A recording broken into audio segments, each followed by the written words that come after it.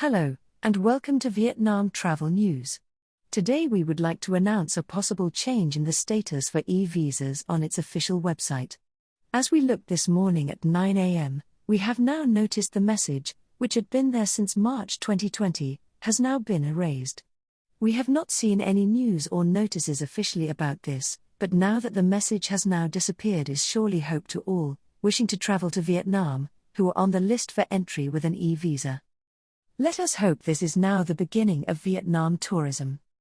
All we need now is the full official, red-stamped, entry requirements for entry to Vietnam. As we write this, we have seen news that the Ministry of Health has now also removed the need for quarantine in a hotel on arrival, if they produce results of a negative PCR test taken within 72 hours before departure, or 24 hours via rapid antigen tests. If you cannot take a test before arrival, you can take one within 24 hours after. When it is negative, you may freely move around Vietnam. The traveler must monitor their health for the next 10 days, notifying staff if any symptoms arise. They must also download the PC COVID application during their stay in Vietnam.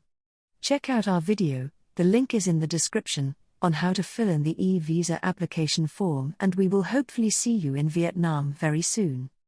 Now that Vietnam is opening its doors, Vietnam Travel News will soon become Vietnam Travel News and Tips, giving you helpful hints and tips for traveling through Vietnam. So please do stay subscribed, so we can help you while you are here. Thanks again.